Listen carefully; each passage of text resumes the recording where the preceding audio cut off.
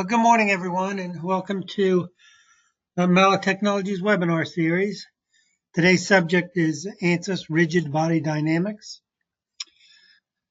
I'm Boz Marshy, the account manager here at Mallet Technology, and the webinar today will be presented by our technical services manager, Steve Rugg. Most of you know Steve, have talked to him on the phone or worked with Steve, so he'll be presenting today again. As always, the chat window is available if someone has questions during the presentation. We'll also be able to take questions at the end of the presentation. I am recording today's webinar. It will be available on our YouTube channel, and you can reach that via our website at mallet.com.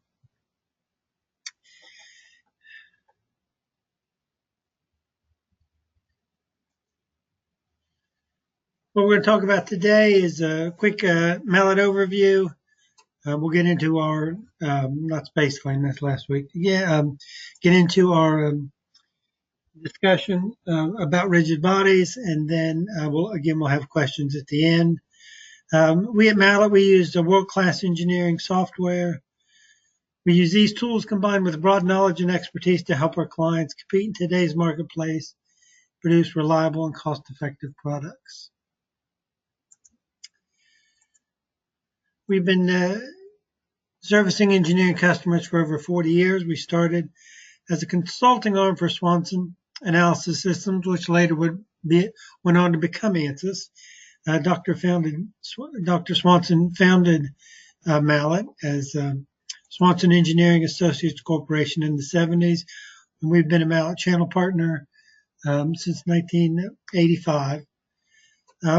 We will have no webinar next Friday, but we will send out Fridays after that at our standard time, 11 a.m. Eastern. We will send out invites to the next webinars that are coming along.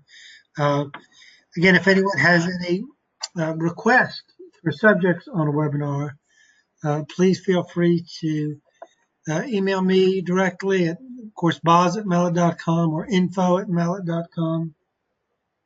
And we'll do our best to get those subjects incorporated into our webinar series.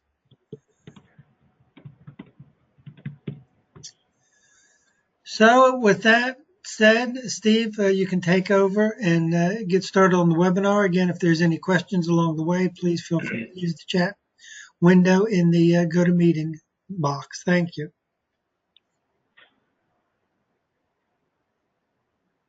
Okay. Hello, everyone. Thanks for joining today. And yeah, we're going to walk through some details on rigid body dynamics. I have about 10 slides to run through. They're pretty basic. And then I'll jump into a couple of examples to show the functionality of the software better. So in terms of today's focus, right, we're focusing on rigid body dynamics. That's just a portion of the dynamic portfolio that ANSYS offers. And it's kind of a sister or a brother to flexible dynamics with just like a full transient solution. We're not going to be looking at that right now. We're just going to be looking at only rigid. Flexible will be for another day. So what is a rigid multi-body dynamics analysis? So essentially, it's analysis consisting of only rigid bodies. All motion is pretty much defined by either joints or contacts. The primary goal of these analyses are to determine the motion of the system and then the forces acting on the system. So the benefit of this type of analysis is there's very few degrees of freedom and it solves very fast. This is a explicit analysis, so it steps through time at very small time steps, and it makes prediction about a future time step based on the past trends. And so it's similar to like an LSI analysis. If anyone on the line has run one of those, the primary difference here is since all the bodies are solely rigid, it solves even quicker than any LS-DYNA model would, because anytime you have to incorporate flexible bodies and stress fields, strain fields, displacement fields, all that stuff, it's going to slow down the solve speed. So this is great for large deformation analyses. With large rotations, it's all acceptable. You can include contact between bodies, nonlinear contact between bodies in rigid body dynamic analyses. And this whole method is based on energy conservation. And can we have someone on the line? I think you're not muted. If you could, everyone could just check, that'd be great. Okay, so the rigid body solver. So this is a completely different solver than like a basic static structural solver or modal solver or any of those. Completely different. Like I said, it's an explicit solver. So this is the difference between implicit and explicit. Implicit, you have your large stiffness matrix that you solve,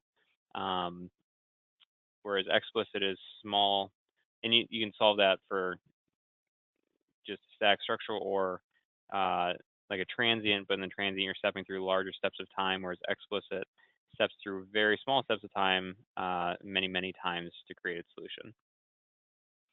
So rigid body dynamics, it solves for the relative joint degrees of freedom being velocity. So implicit solution, you're going to be solving for displacements at nodes.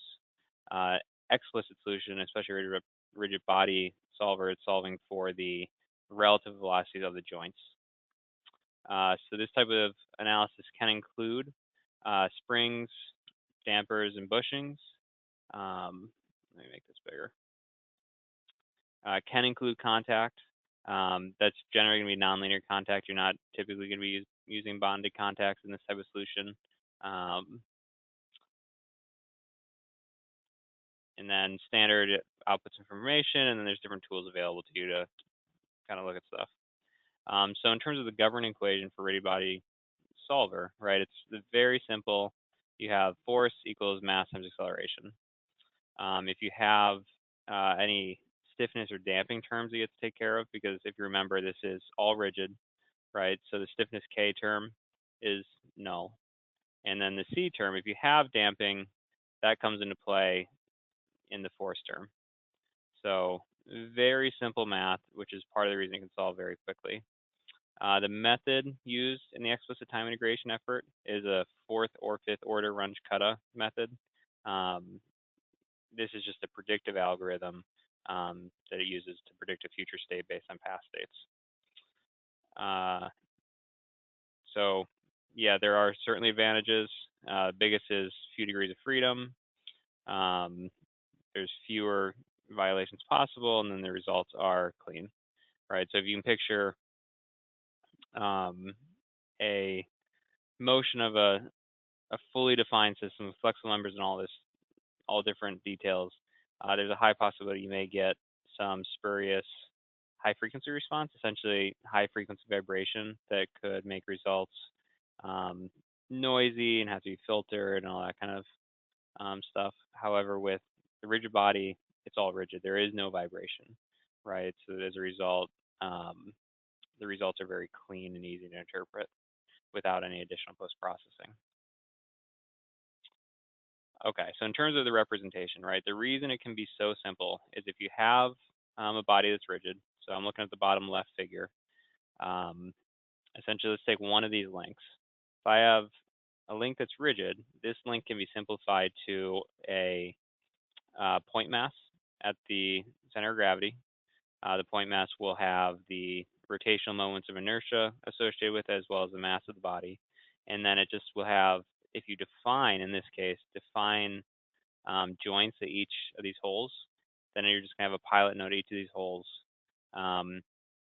with inherently 60 degrees of freedom, and then you limit that degrees of freedom by joint specification, right? So essentially this structure, where in a typical implicit analysis we're looking at stresses and strains and that kind of thing, you're going to have hundreds, if not thousands, of degrees of freedom on this body, because let's say, for instance, for a high order hexahedral element, there's 20 degrees of freedom alone in that element.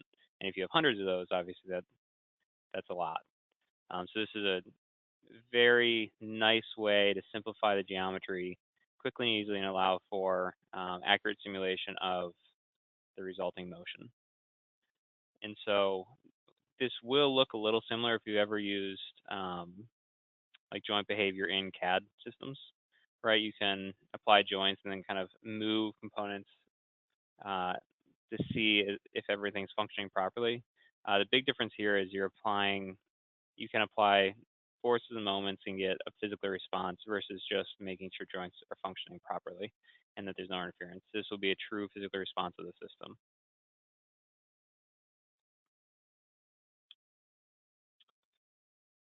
So just real quick background on joints, right? So a joint is essentially a junction between two bodies.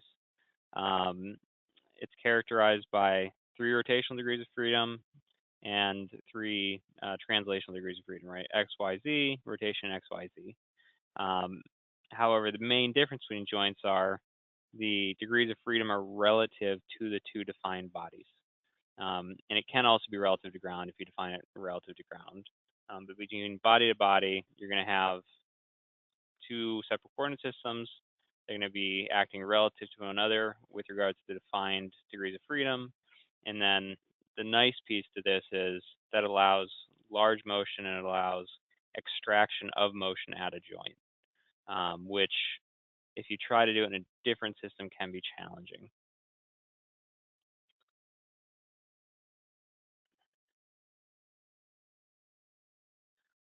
So contact is allowed, as I mentioned earlier.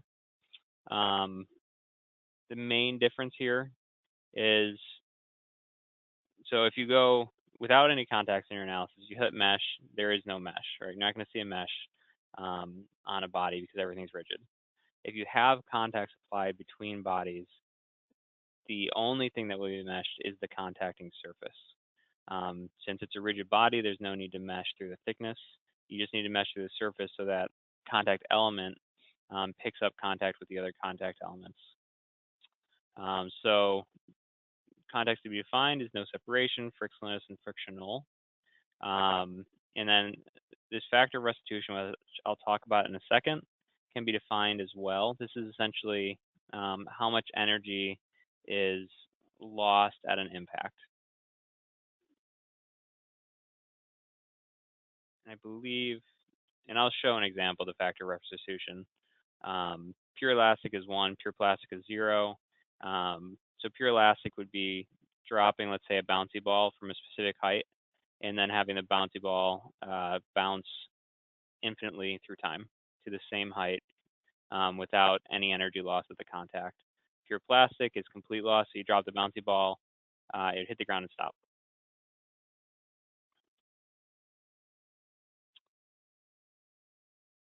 Okay, so meshing, I just touched on this already.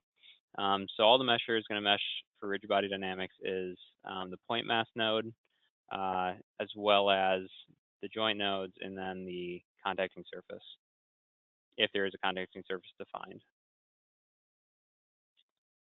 Okay, so a big difference between kind of standard static structural analyses versus rigid body dynamic analyses is how we define our boundary conditions and loads. So with rigid body dynamic analyses, we can define inertial loads, so acceleration or gravity still in the same method. However, the big difference is our boundary conditions are generally going to be defined with a joint, right? So let's say I have a body fixed in space. In static structural world, I might just say, hey, this body's fixed. In rigid body dynamics, I'm going to use a joint to say this is fixed to ground. And then with regard to loads, right, loads are primarily going to be applied via joints, right? Obviously, gravity can be interpreted as a load, but as a defined load of, let's say, a force or rotational acceleration, rotational velocity, or just a rotational or a rotation of a specified angle, that's all going to be defined by a joint condition. And so that's kind of the really basic 5-minute, 10-minute walkthrough of some primary differences. But let me jump into some examples just to try to clarify. And I'll try to, as I'm going through these examples, I'm going to try to pick out different tools that are available to help troubleshoot or set up these rigid body analyses. as well as just kind of show the features and the functionality and the accuracy of the analysis themselves. So first example, right? This is a very basic double pendulum example, if anyone's ever seen one of these before. So the way this current analysis is set up, let me step back to kind of near the initial result. Okay.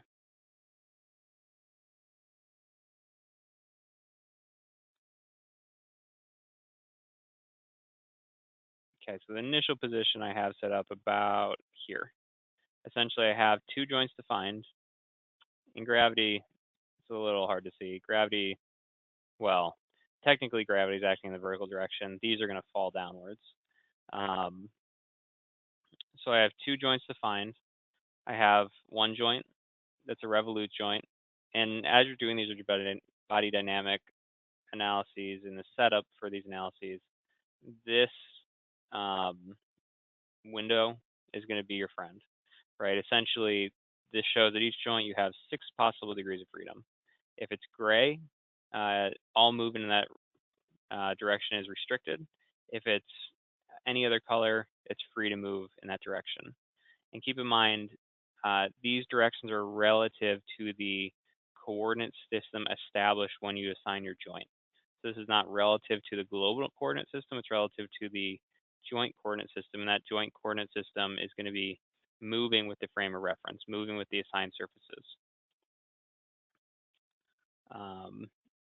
Okay. So you can see I define my first joint. I have a revolute because I just want this thing to spin about this axis. And then I have a second revolute joint about essentially a spindle, right? So this is very basic 2-part analysis. You can see the bodies are always going to be rigid in all these analyses. If it's not rigid, it's not going to run. But that's a default. Anytime you import or start this type of analysis, it will come in as rigid. You can see the mesh currently shows that it has been meshed. However, it has, but you're not going to see a mesh since it's all rigid, right? So like I mentioned earlier, it's just going to the point mass and the nodes at the joints. And the only other thing I have defined in this analysis is the vertical force or the acceleration, just to get this double pendulum system to work. So that's that. Let me just run the simulation. Hopefully it should come across okay. But so the reason I simulated a double pendulum is inherently a double pendulum's motion is random, right? There's no kind of repeatable behavior that's visible or experienced by this double pendulum. So it's a fairly complicated thing to simulate. And one thing I will mention with regards to this double pendulum simulation, the time step did matter. So in terms of time step setup, right, it's very similar to a transient structural analysis. You're going to have number of steps, an end time, initial time step, minimum time step, and maximum time step. The default for this simulation, because it is so sensitive to time step and prediction relative to its future position, the default was actually too large, right? And so I could see that, I decreased it, and then the motion became something much more reasonable and predictable. And so the end result is, right, you're looking at the motion between these two bodies kind of flying all around. I could query the joints in this case of either the top or bottom for any number of things, right? I could query it for, let's say I do my first joint, I'll do my top joint. That'll be a little more clear. So I can query my joint for force in the XYZ. Damping, I don't have damping. I can look at moments, XYZ. Obviously, for my degree of freedom that's free, I'm not going to have a moment there. I can look at relative displacement, relative velocity, relative acceleration, rotation, angular velocity, and angular acceleration. So all the joints can be queried for all those things. So when you're working in this, when you're trying to query for motion and force response, the joint probe is really going to be your friend. right? The joint probe is kind of similar to like von Mises stress criteria for ductile metal in static structural world. So that's just super basic. So that's just the initial intro. So the next example I have, it's essentially a ball. It is bouncing in space onto a surface, up and down. What I want to point out here is, so in this simulation, I do have a contact region. So I've defined contact between the surface and the ball. What you're going to see is you see a mesh only on the surfaces of these objects. So as I mentioned earlier, there is no mesh through the thickness because these are rigid bodies, right? So there's no flexibility there. You can simplify everything with a point mass. The one other thing I defined, right? So this is different once again from static structural. Rather than fixing my plate with a boundary condition and lower down in the feature tree, I fix it using a fixed joint, and this is body to ground rather than body to body.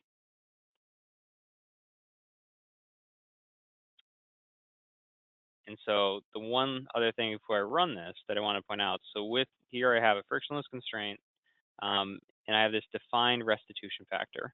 So this restitution factor is what I was talking about earlier with regards to how much energy is lost at impact.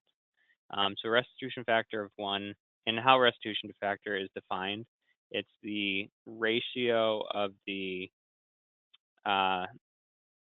velocity after impact relative to the velocity before impact. So if I have 1, they're going to be the exact same. As it decreases below 1, you're going to get energy loss through that impact. And so let me demonstrate this phenomena.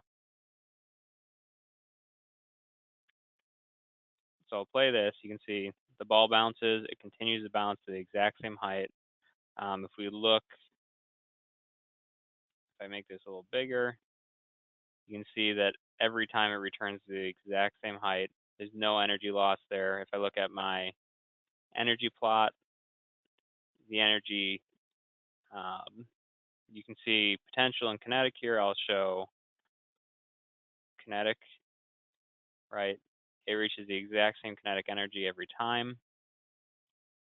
There's no energy loss, right? So if I go ahead and I change this restitution factor to 0.8, and this will take about 10 seconds to simulate. Once again, this is a fairly, it's not a simple event, but you can imagine it's taking 10 seconds to simulate, I believe, a second of time for nonlinear contact behavior. That's for quick solves and quick understandings of how a system's functioning. That's pretty awesome. So you can see in this case, what's going to happen is the ball's going to bounce, and then every time it hits, it's losing energy until it settles out, right? So this would be the non-perfect bouncy ball case. And if I look at my energy plot and I turn back on, you can see that each time the ball hits, my total energy actually drops. So let me make this very big. So each time I have an impact, you actually see a delta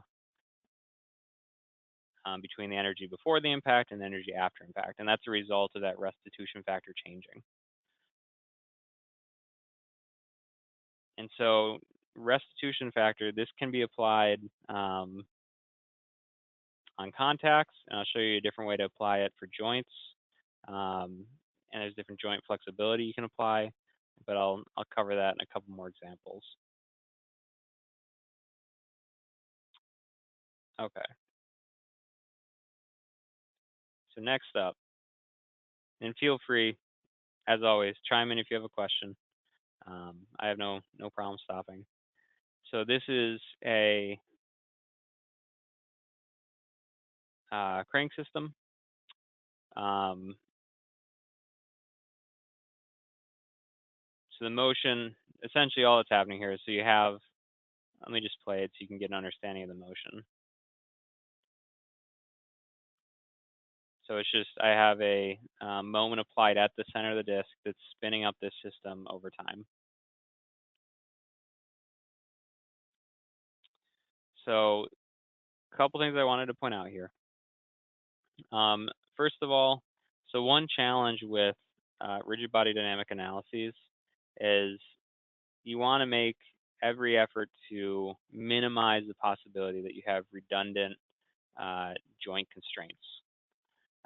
The reason being that the solver can often solve with redundant joint constraints, but it increases the possibility of having inaccurate forces that are post-processed or calculated after the solution is solved. So if we can minimize the redundant constraints and make sure that we have none, then you're going to get a good solution with good, accurate results.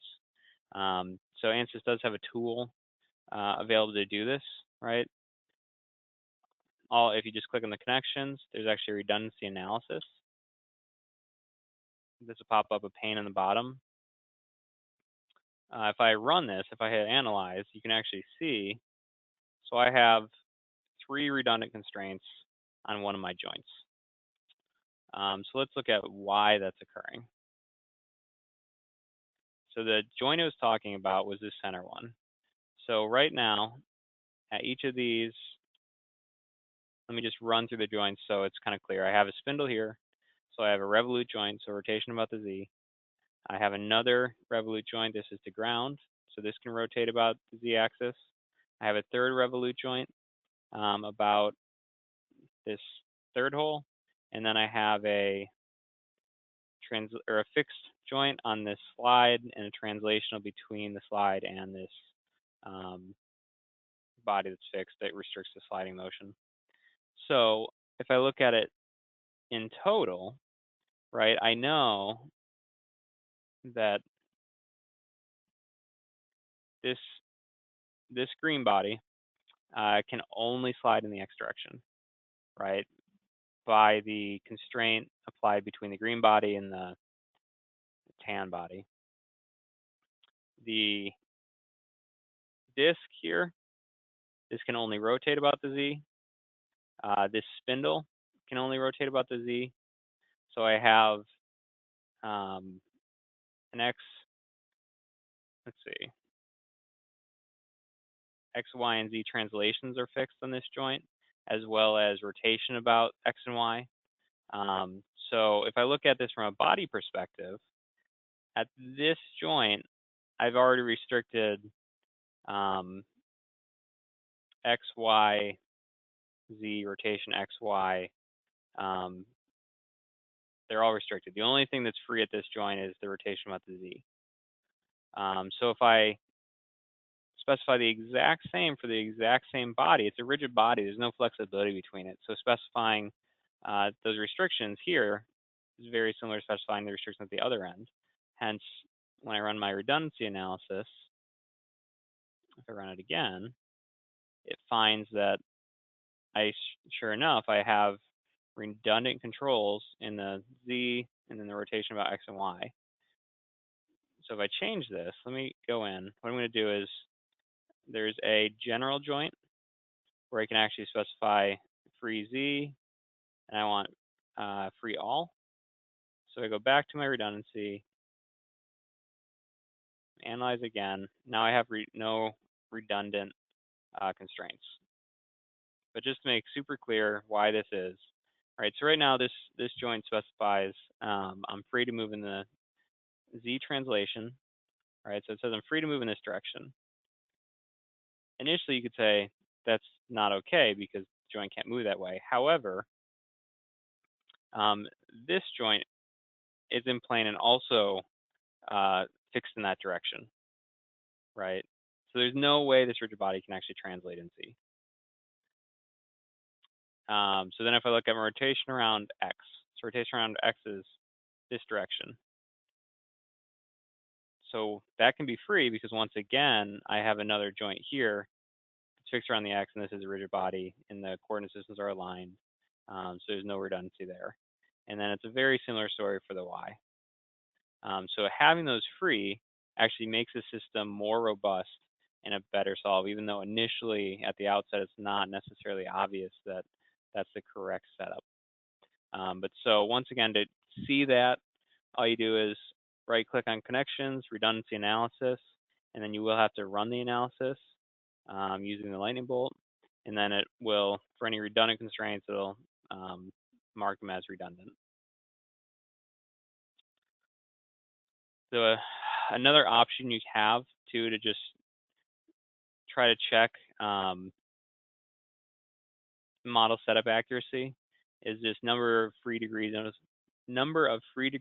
of freedom quantity, right? So ideally this is 1. However, very often in analyses it's unreasonable to have it be 1. You actually wouldn't get the motion you desire. So another tool ANSYS makes available is if you're on connections, you can hit worksheet and then generate. What this is going to do is it's going to look at, okay, how many joints do I have? For each joint, I should have 6 degrees of freedom. And then it's going to walk through each type of joint one by one and identify how many of the degrees of freedom are fixed. So you can see a fixed constraint fixes them all.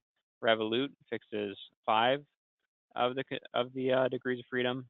Translational is 5, and I have 2 revolutes, so that's 10 in total. And then a general joint here, I'm fixing 2 of the directions. And so if I do the algebra or the summation, right, that gives me 1 free degree of freedom.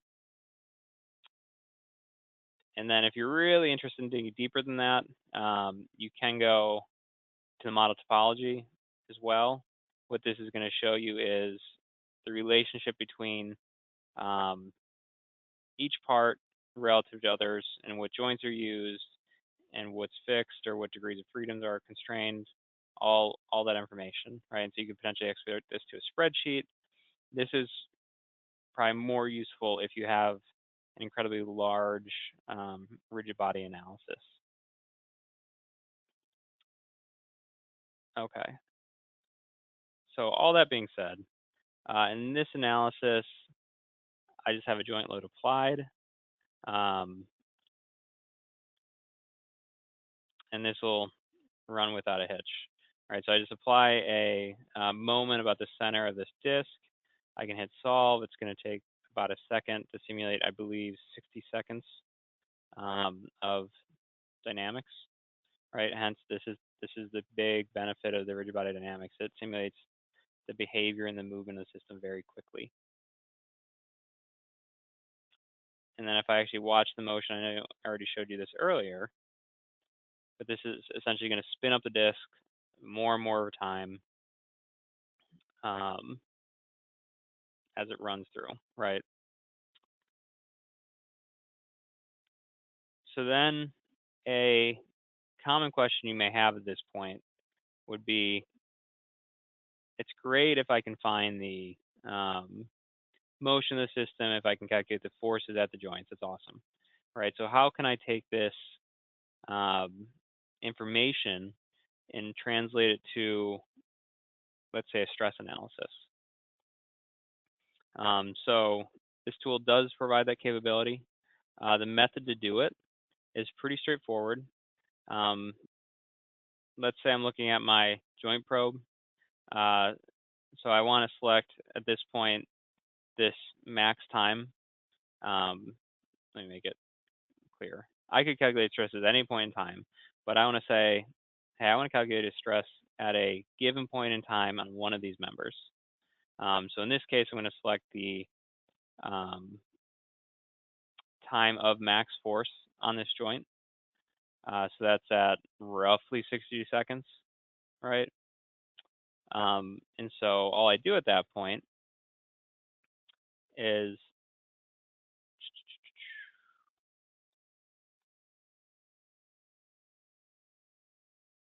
retrieve this result.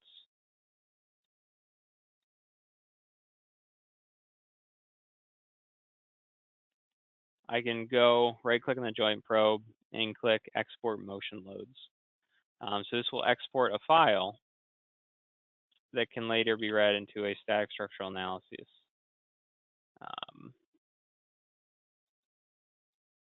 So let's say I export my motion load, and then what I'll do, just to make sure I have the exact same analysis, is I can come out back to my workbench page. I can duplicate my system and then I can switch this to a static structural system. And that's going to switch it. You see this question mark. That question mark is because there's defined characteristics now in a static structural system that are only relevant for a rigid body dynamic system. And so the final thing is going to look like, actually I can just go through it real quick.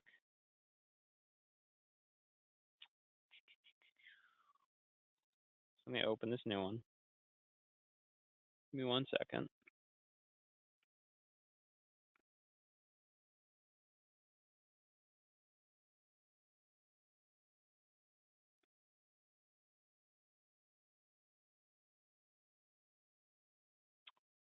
Should be loading, sorry.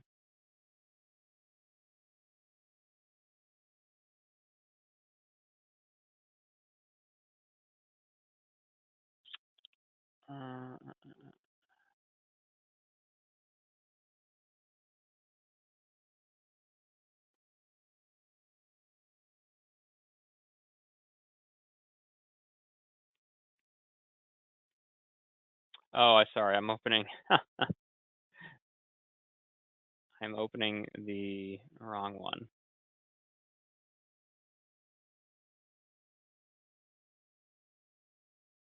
So it pushed it down when I copied it.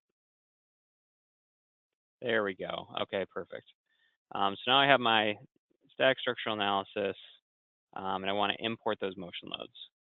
So first thing I'm going to do is I'm going to identify the part I'm kind of interested in calculating the stresses on. I'm going to suppress everything else. So then I'm going to look at my joints. Those are all suppressed. That makes sense. I look at my mesh. Now I'm back in static structure world. I do need a mesh. And so I'm just going to apply a size constraint. Make sure that's sufficient. And to do a stress calculation, obviously I need this to be a flexible body, no longer rigid. Let me switch this back to flexible, and now I'll mesh it. Right, this is a fine mesh, should be acceptable. It says question mark for joint load, of course. That joint's suppressed. Let me suppress the joint load. I'm going to suppress the joint probe. And now what I can do is I can say insert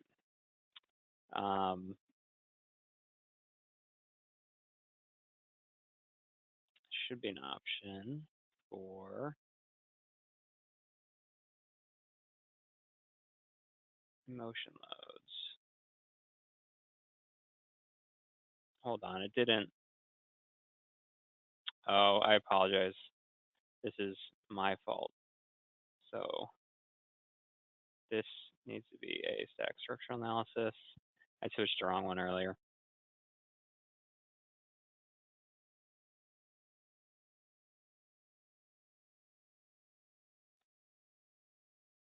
Okay. Let me jump to this earlier when I set up, just not to waste time. So what you can do is once you have this system, you can go insert motion loads for static structural, find the file you output, open it up. It's going to import the loads. It's going to apply them to the specified joints. And what's important is in the analysis settings, you'll see inertial relief is on, right? So inertial relief is required in this case because if you look above to the defined loads, I have a velocity, I have a force, a moment, another force, another moment, right? There's nothing that's truly restricting the motion of this system. And we actually know that this system is moving, right? So for static structural analysis, our sum of forces and sum of moments is not going to be zero. It's a moving system. What inertial relief does is ANSYS in the background calculates what movement is occurring on the system and then applies opposing movement such that the sum of the forces is zero. So it's a quasi-static solution in its own frame of reference, right? In the applied moving frame of reference. The other things to note, right? In this case, you're going to want weak springs to either on or program controlled. If it's off, it may not solve weak springs. Once again, if you have very, very small forces, it'll allow the static structural solver to solve without saying, hey, you have rigid body motion. And so now I have my forces applied. I can go ahead and solve this. Take 7 seconds.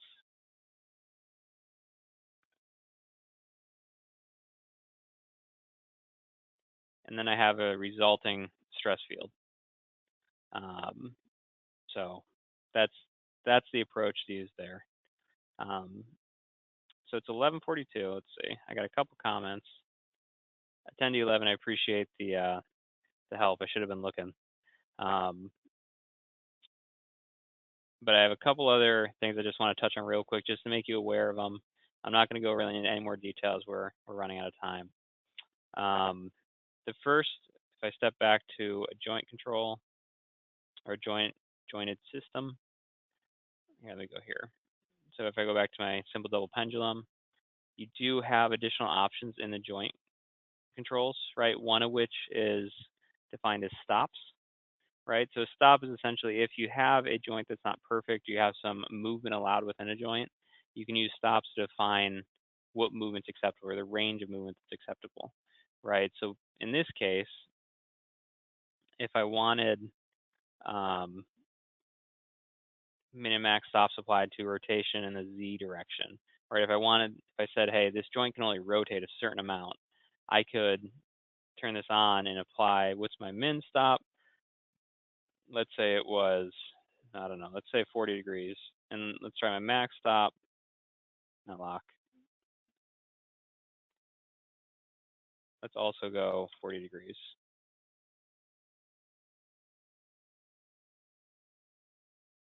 And then it is,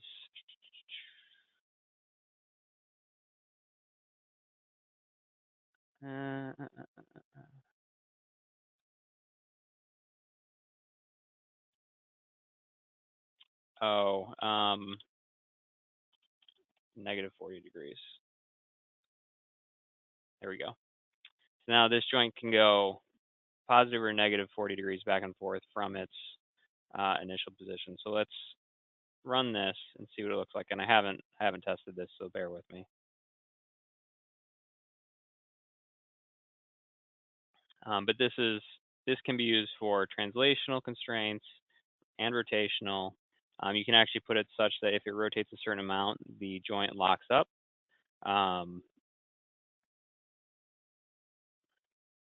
Okay, let's run this. So you can see here, I only allow a certain amount of movement. Obviously, this is a much less interesting double pendulum. And even for that, if you saw when I was there,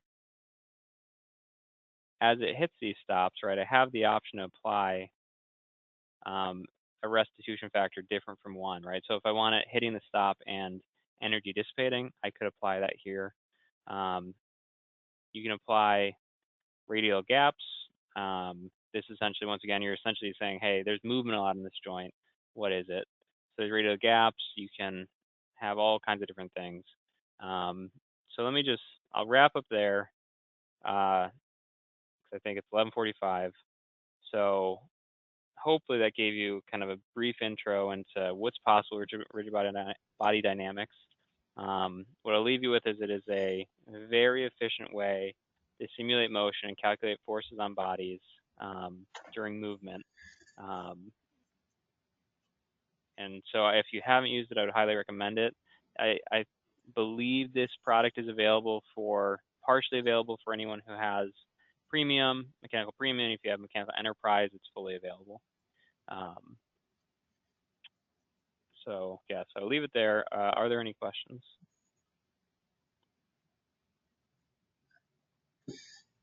Well, I don't see any questions in the chat box, but yeah, thank you, Steve. That was a lot of information. So if anyone wants more information, of course, feel free to contact us. We have recorded this webinar, so it is going to be on our check our website for a link to our YouTube channel. Feel free to share it with your colleagues that you think may get something out of it. Let us know if in the future there's a subject you'd like us to cover. Like I said before, there'll be no webinar next Friday, but we will send out notifications and invitations when we have our next webinar. So again, thanks everybody for attending, and everyone have a good weekend. Thank you.